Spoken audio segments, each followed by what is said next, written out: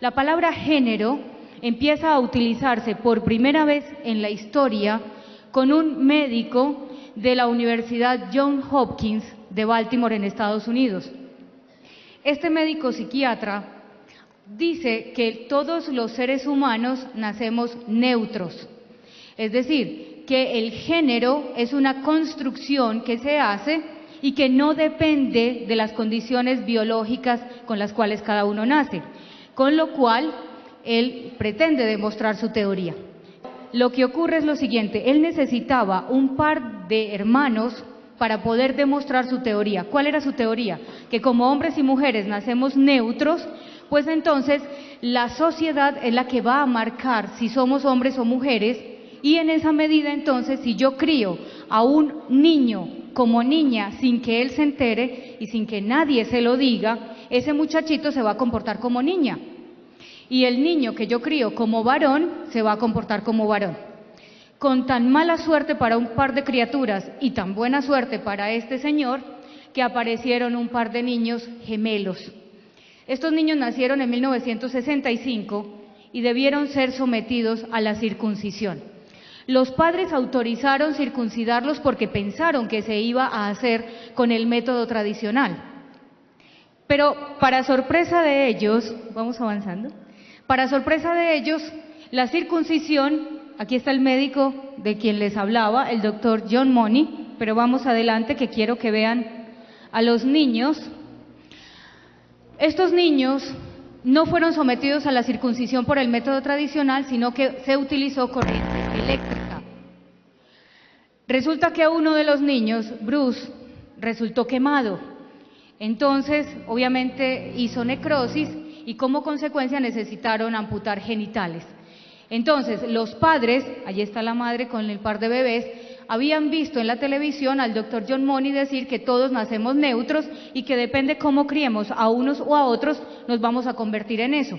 Entonces, fueron a visitarlos, ellos son de Canadá, fueron hasta Estados Unidos, hablaron con este médico y este señor lo que les dijo es: vamos a hacer una vagina rústica para Bruce, pues para que no tenga problemas en la eliminación, pero vamos a tratarlo como niña.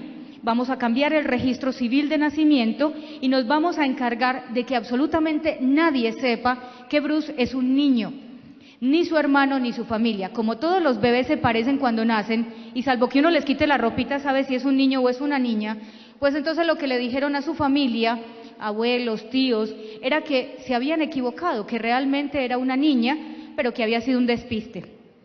A partir de ese momento, Bruce cambia su nombre y se convierte en Brenda y empieza a ser tratado como niña.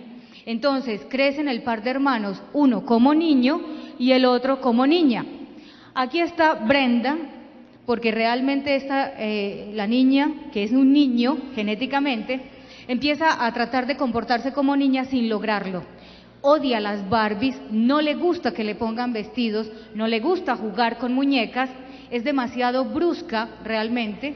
Y además tiene unas depresiones fuertes porque ella quiere jugar con los juguetes de su hermano y quiere jugar y comportarse como su hermano. Nadie le ha dicho que ella es un niño. Llega a la edad de adolescencia, el médico permanentemente está monitoreando al par de hermanos para confirmar que efectivamente se comporten como varón y hembra. Con tan mala suerte para este médico que no lo logra. Brenda además se rehúsa a comportarse como niña. Entonces este hombre, apoyado en la teoría de Kinsey, que más adelante les voy a hablar del doctor Kinsey, que era un zoólogo norteamericano, pues decide hacer que los niños se desnuden y que se observen, inclusive se toquen y que haya ciertos roces que obviamente son un abuso contra los menores, para que Brenda entienda las diferencias entre hombre y mujer. Ella dice que ser mujer es tener el cabello largo y tener vestido, y él los obliga a mirarse físicamente para demostrarle que hombre y mujer no es tener cabello largo ni tener un vestido. Como consecuencia de esto, la niña se niega a seguir en el tratamiento, ahí que obviamente está siendo hormonada para evitar que aparezcan caracteres masculinos, voz gruesa, vello facial, etcétera. Y entonces, al negarse a volver, su padre decide contarle la verdad. Obviamente es un adolescente, Bruce, allí vuelve a tomar su identidad de Bruce, deja de hormonarse y ya para los años 80 existía la posibilidad quirúrgica de hacer una reconstrucción de miembro viril. A partir de ese momento empieza su rehabilitación, obviamente para ser lo que es, se casa, el matrimonio no prospera, dura 2 años, su hermano Brian nunca se va a perdonar el que él haya sido un niño y su hermano haya tenido que sufrir lo que él hubiera podido sufrir. Como consecuencia de eso, su hermano se suicida y 2 años después lo hace Bruce, que para la época se había llamado David, porque él decía que era una lucha de David contra Goliat. Él era un niño y aquel monstruo se había aprovechado justamente de que él era un niño y de que sus padres estaban angustiados y querían el bien para su hijo. Así que en el 2004 también se suicida. Pero antes de suicidarse los 2 hermanos, y los invito a que ustedes vean el video de ellos en YouTube, antes de suicidarse le cuentan al mundo realmente lo que hizo el doctor John Money y cómo esa palabra género que él puso de moda, distinto del género gramatical, realmente es una aberración. Pero lo grave no es eso, eso ya es grave, pero hay cosas más graves. La teoría de él se reprodujo por todos lados. Mayo del 68 fue el movimiento de los estudiantes franceses, a los cuales con posterioridad se unieron los obreros. En mayo del 68, ubiquémonos un poco qué estaba ocurriendo en los años 60. Estábamos con la guerra de Vietnam. Había un movimiento hippie naciente y en mayo del 68 los estudiantes dijeron: está prohibido prohibir. Hagamos el amor y no hagamos la guerra. Vamos entonces a ser libres y como estamos buscando la paz, todo vale para buscar la paz. Entonces allí ya teníamos 2 antecedentes, en el año 65 con el doctor Money y luego viene mayo del 68 a reforzarlo. Pero no se queda allí, tenemos otras personas que son justamente estas 2 personas que vemos acá, Wilhelm Reich y Herbert Marcuse, que son los llamados ideólogos de la revolución sexual. Y este par de personajes lo que decían es que el marxismo, ellos se apoyan en la tesis de Marx, de Engels y de Freud. Y lo que dicen es lo siguiente: el marxismo fracasó porque el marxismo lo que buscaba era evitar la lucha de clases entre burgueses y obreros, y esa lucha de clases debía haberse terminado si eliminábamos la propiedad privada y si eliminábamos la religión. Como no lo lograron, entonces siguieron las brechas entre unos y otros. Herbert Marcuse y Wilhelm Reich dicen que van a trasladar esa teoría a la sexualidad. Y entonces dicen que la lucha ya no es lucha de clases, sino lucha de sexos, entre hombres y mujeres, y que las mujeres hemos sido el sexo oprimido por los varones, y que la opresión empieza en el momento del matrimonio monógamo. Si eso no ocurriera, nosotras seríamos iguales a ellos, y que una manera también de lograr esa igualdad es justamente liberándonos sexualmente, que las mujeres puedan tener relaciones sexuales con quien quiera, cuando quiera y como quiera, separándola completamente de la procreación, porque así como los hombres tienen placer, las mujeres también tenemos derecho a ello, y en consecuencia cuando estamos en prohibido prohibir, y como venimos hablando de género, pues entonces la liberación sexual es una realidad, y sería el paso fundamental para hacernos realmente iguales a los hombres. Vamos adelante. Aparecen también los estructuralistas, de Jacques Derrida y Michel Foucault, 2 de los grandes representantes franceses de los años 80. Ellos promueven algo que se llama la deconstrucción. Entonces, la deconstrucción de la realidad. Y ellos parten de lo siguiente: no existen los objetos y no existen los sujetos, sino que yo los voy creando a partir del lenguaje. Por lo tanto, estas no son flores, aunque todos vean flores, porque yo puedo decir que son, por ejemplo, calcetines. Luego, la realidad no existe y yo la construyo, y las sociedades son las que van dando el contenido semántico a las palabras, y en la medida en que la sociedad cambie, pues también las cosas cambian, y el sentido de las palabras. Esta teoría se pasa a la sexualidad, y en consecuencia no existen hombres y no existen mujeres. Todo depende de quién los nombre. La realidad no existe, sino que yo me la puedo inventar, y la puedo inventar a partir del lenguaje. Vamos adelante. Simone de Beauvoir, amada por muchos y odiado por otros tantos, Simone de Beauvoir fue la amante de Jean-Paul Sartre. el filósofo francés. Simone de Beauvoir es muy famosa con una obra que se llama El segundo sexo. Simone de Beauvoir dice: no naces mujer, te haces mujer. No naces varón, te haces varón.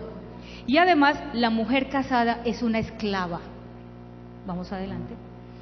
De manera que todo esto lleva finalmente al culmen de lo que se formaría posteriormente como ideología de género, y es el feminismo de género.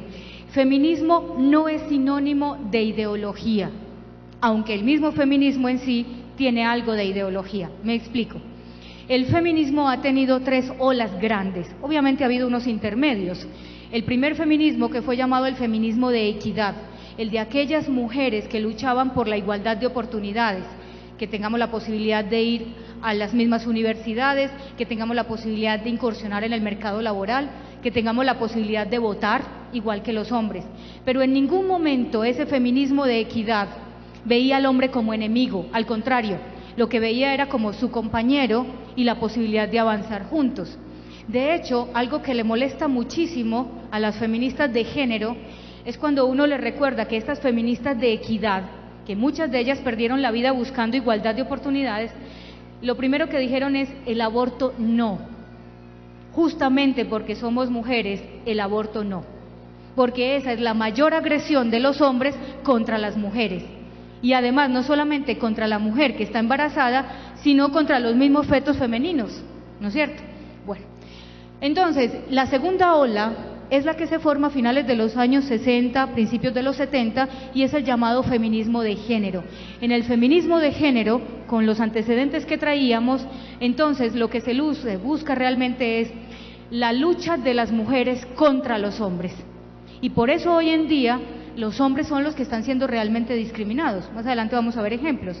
Entonces, como consecuencia de esto, el feminismo de género dice que las anteriores realmente fueron, me perdonan la expresión, bobas, porque se dejaron manipular de los hombres, porque realmente hicieron lo que ellos querían y no lo que ellas decidían.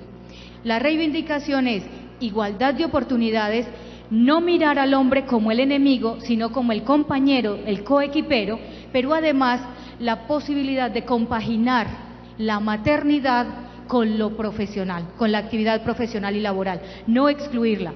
La ideología de género, en cambio, lo que busca es alejar a las mujeres de la maternidad y decirles: eso es malo, la mujer que se embaraza es bruta, y además sigue aumentando los cordones de dominación. Vamos adelante. El término ideología de género o feminismo de género se lo debemos a Christina Hoff Sommers. Tiene un libro que se llama ¿Quién se robó el feminismo? Y en ese libro ella habla de feminismo de género para diferenciarlo del feminismo de equidad. Entonces, Christina Hoff Sommers hace la diferencia entre el feminismo de equidad y el feminismo de género. Y ella dice lo siguiente: el objetivo del feminismo de equidad es la igualdad entre el hombre y la mujer, conseguir esas oportunidades laborales, económicas, de todo nivel, político y sociales. Mientras que el feminismo de género lo que busca es desaparecer la propia diferencia de los sexos. Entonces, en el feminismo de género ya no vamos a hablar de hombres y mujeres, sino que hablamos de género. Y el género yo me lo construyo.